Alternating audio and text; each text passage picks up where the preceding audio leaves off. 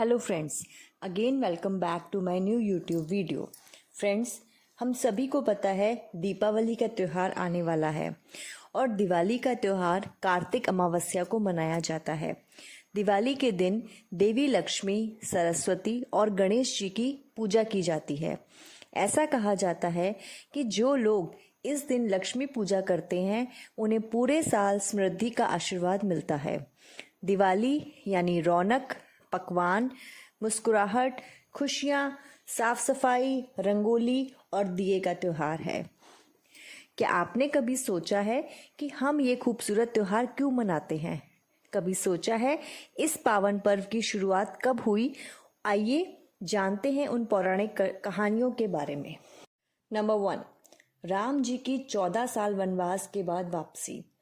रामायण में बताया गया है कि भगवान श्री राम जब लंका के राजा रावण का वध कर पत्नी सीता और भाई लक्ष्मण के साथ अयोध्या वापस लौटे तो उस दिन पूरी अयोध्या नगरी दीपों से जगमगा रही थी।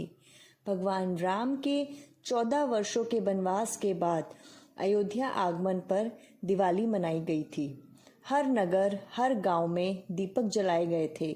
तब से दिवाली का यह पर्व अंधकार पर विजय का पर्व बन गया और हर वर्ष मनाया जाने लगा।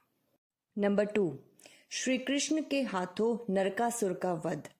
भगवान श्री कृष्ण ने अपनी पत्नी सत्यभामा की मदद से असुर राजा नरकासुर का वध किया था। नरकासुर को स्त्री के हाथों वध होने का श्राप मिला था। उस दिन कार्तिक मास के कृष्ण पक्ष की चतुर्दशी तिथि थी। नरकासुर के आतंक और अत्याचार से मुक्ति मिलने की खुशी में लोगों ने दीपोत्सव मनाया था और इसके अगले दिन दिवाली मनाई गई थी। नंबर 3, पांडवों की घर वापसी। दिवाली को लेकर एक कथा पांडवों के घर लौटने को लेकर भी है।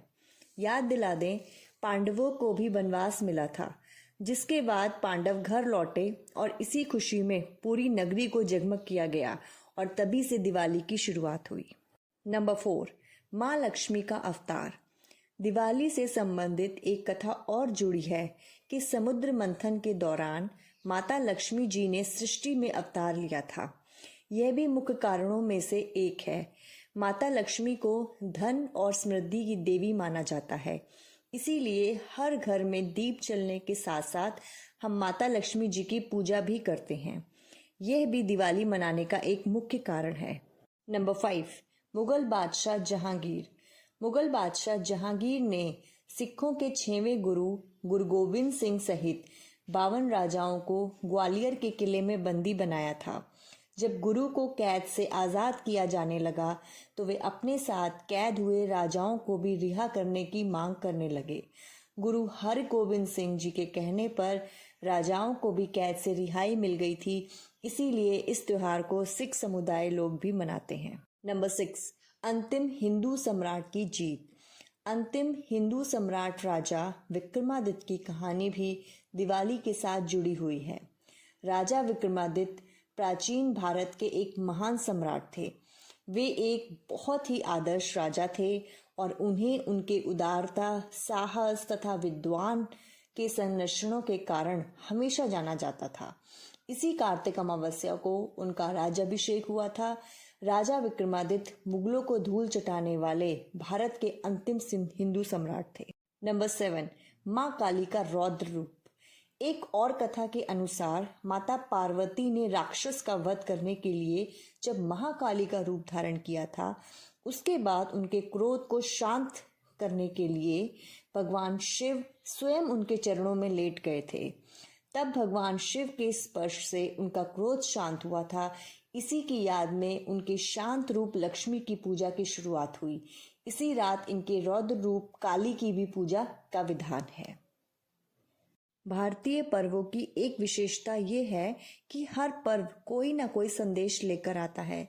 दीपावली का पर्व ये संदेश लाता है कि असत्य से सत्य की ओर, अंधकार से प्रकाश की ओर ले चलो। सत्य से प्रकाशित समाज की संरचना का यह मूल मंत्र है। दीपावली प्रकाश का पर्व है और इसका प्राचीन नाम दीपोत्सव है। सो फ्रेंड्स, इसके साथ ही मैं अपनी वीडियो को एंड करती हूँ। आई होप आपको मेरी ये छोटी सी वीडियो अच्छी लगी हो, इन्फॉर्मेटिव लगी हो तो प्लीज़ मेरे चैनल को सब्सक्राइब करिएगा, मेरी वीडियो को लाइक करिएगा, शेयर करिएगा और कमेंट ज़रूर करिएगा। So happy Deepavali in advance. Bye bye, take care.